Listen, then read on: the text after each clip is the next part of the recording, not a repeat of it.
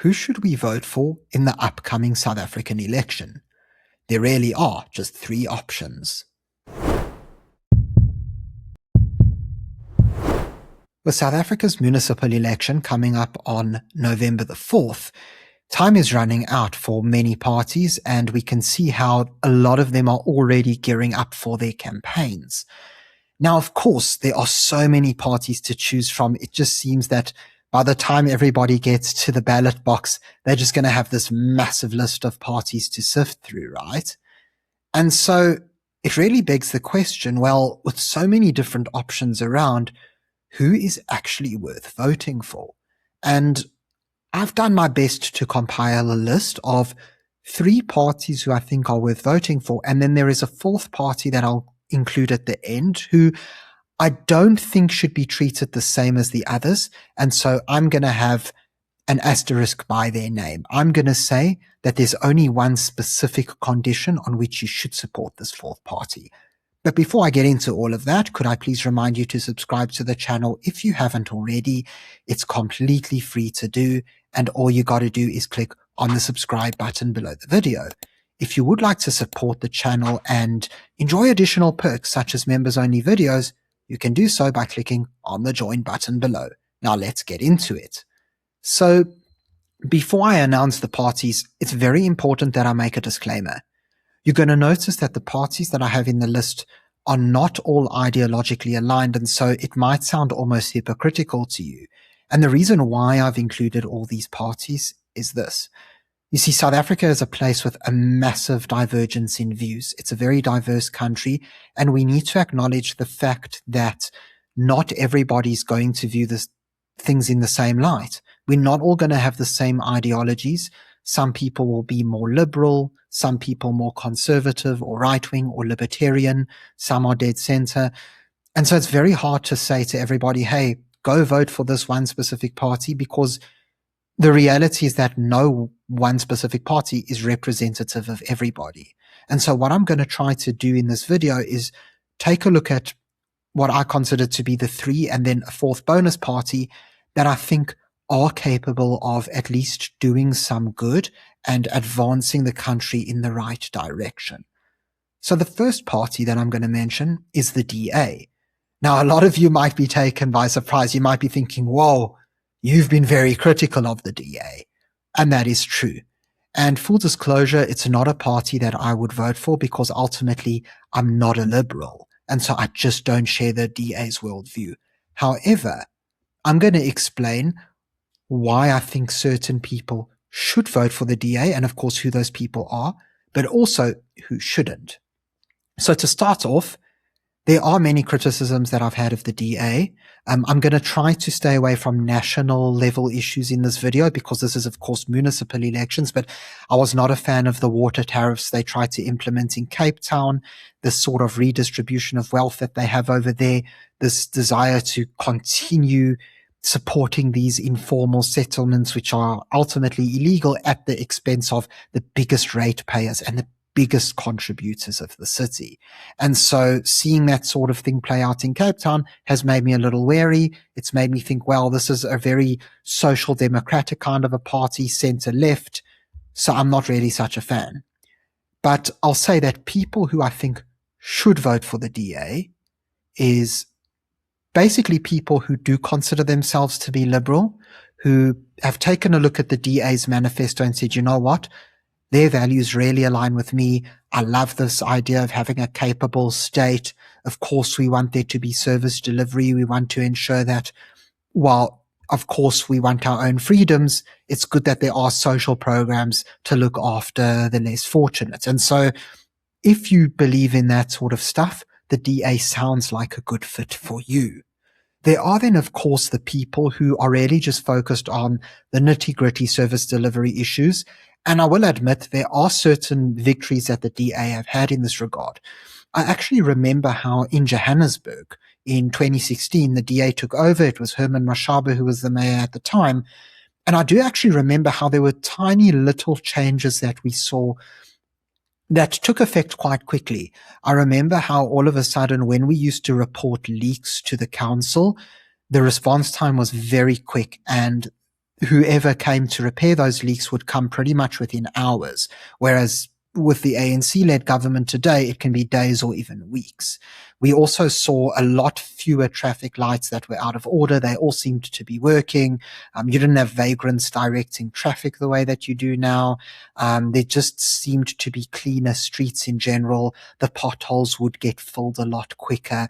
And so ultimately, I do want to give credit where it's due and say that while I do have issues with the ideology of the DA personally, and I'll be honest, I personally won't vote for them. I do understand why certain people will vote for them. And if you tell me, listen, I'm a DA supporter, I'm voting for them, I'm not going to criticize you. I don't judge you. I understand the reasons why many of you do vote for them.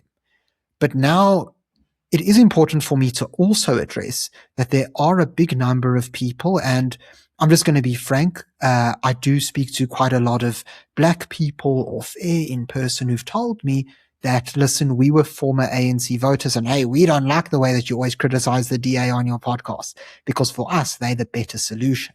They're the guys that, they're not too far away from the DA. It's not like they're conservatives like a Freedom Front Plus or another party, but rather that they at least are still palatable for us. We see that they work for all South Africans and they're better at service delivery. So we're probably going to vote DA. And so to those people, I say, listen, differences aside, I respect your decision. Ultimately, if we're going to be frank, the DA is a better alternative than the ANC. See, the DA I have a lot of criticisms towards, but there are also a lot of places where they've done well, where we have to give credit. I can't think of a place where the ANC has done well since Thabo Mbeki left. And so ultimately, a move from the ANC to the DA is a move in the right direction. I'm now going to explain who I think should not vote for the DA. If you are right of center, don't vote for the DA. If you're a conservative, if you're a libertarian, if you're right-wing, it's not the party for you. And it's a very simple reason why. You see, a lot of people will say, oh, vote for them because it's better service delivery. But you need to remember that ultimately, when you vote for a party, you're actually giving them your approval. You're saying that we approve of your way of governing and your way of basically taking things forward, and ultimately your set of values, your ideology. And so I don't see the logic in rewarding people who you shouldn't be rewarding if you don't agree with them. There's also then just the simple fact that their vision for the country and a lot of the conservatives' vision for the country are different. I mean, imagine this. Say you have a tiny little car, say it's a Daihatsu, and you want to get an upgrade. And you've really got your eye on a Ford Ranger because, this bakkie is powerful. You've maybe got a job where you need to stick stuff on the back. You like going hiking, you like going on adventures to different places. And so this bakkie really is something that will help you a lot. Now, say I come up to you and say, no, don't get that bakkie. You must get a Honda Civic because that's also better than a Daihatsu. You're going to look at me in a very strange way. Sure, the Civic might be a very fast car, sports car with all the bells and whistles. But while it might be an upgrade as well, it's fit for a different purpose. And so ultimately, in the same way as I'm mentioning this whole car analogy, it applies to politics as well. If you're a conservative, you can't expect that the DA is going to provide you what you want because they're a liberal party. And so who do you vote for? And this brings me to the second party on the list, and that is the Freedom Front Plus. See, the Freedom Front Plus is, I would say, the most conservative aligned party right now. I don't know if there's any true right-wing party, such as a Reform UK or Likud in Israel or any one of those. But in terms of, I would say, old school conservatism, the Freedom Front Plus is as close as it gets. And so I think that if you are somebody who is on the right, who feels that he would prefer or she would prefer a conservative party as opposed to a liberal party because they're closer to what your ideology is, then the Freedom Front Plus is a pretty good shot. And I'm actually going to give two reasons why. You see, a lot of people say vote for the biggest party, vote for the DA. But what they're not realizing is that while a lot of us hear this narrative of the DA is the best chance to beat the ANC, it's not actually true. You see, if the DA overtakes the ANC, So, for example, we've seen some political polls where they say the DA might be 30% and the ANC 29. That doesn't actually solve the problem, because ultimately the DA and the ANC are still going to land up in a coalition together. There's still going to be a GNU. Okay, so maybe the DA will have a little bit more power, a few more seats. But again, you're stuck with the ANC. The only way that you can actually defeat the ANC, so to speak, is if the coalition of parties that excludes the ANC, EFF, and MK gets over 51%. Only then can you say that you've defeated them, because you're able to exclude the ANC, EFF, and MK from government completely. That is what a real victory looks like. And of course, we need to acknowledge that the DA is doing a pretty good job, I will say, because they seem to be attracting a lot of ANC voters their way, while conservatives are leaving. Now, this is actually a good thing, if you believe it or not. And the reason why I say that, and I think DA people also need to just hold on for a second and listen to what I have to say, is the following. The conservatives who are leaving the DA for parties such as the Freedom Front Plus are not as many in number as the black middle class who the DA is now targeting, the sort of former ANC voters or would have been ANC voters if they are younger people who perhaps are first-time voters.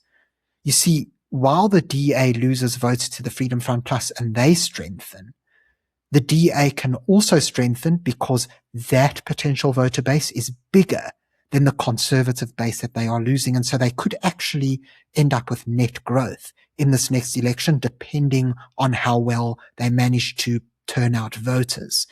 And so ultimately, this actually brings me to the second part of my argument, which is that firstly, well, I'm going to actually break this up into two parts, that the Freedom Front Plus is a reliable party for two reasons.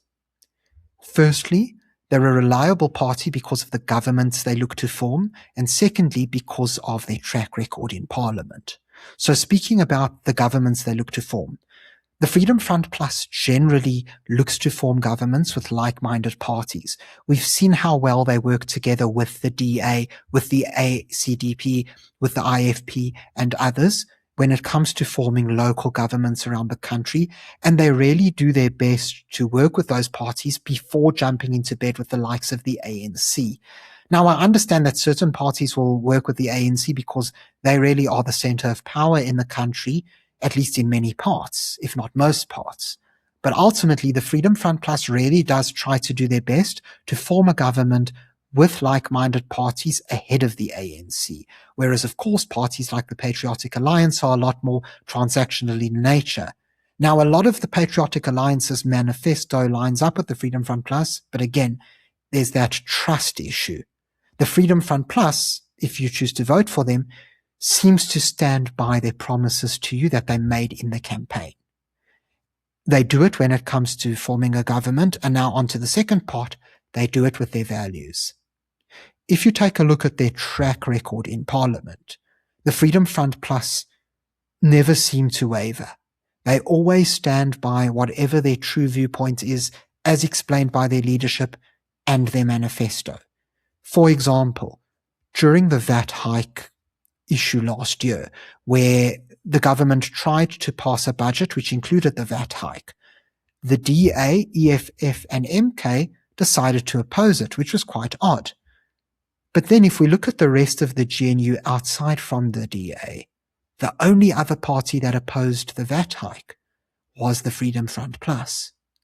Every other party in the GNU sided with the ANC, and that includes the Patriotic Alliance, the IFP, and others. And so ultimately you had a situation where it was only the Freedom Front Plus, who is a usual coalition partner of the DA, and then of course the ACDP, who stood by their traditional allies.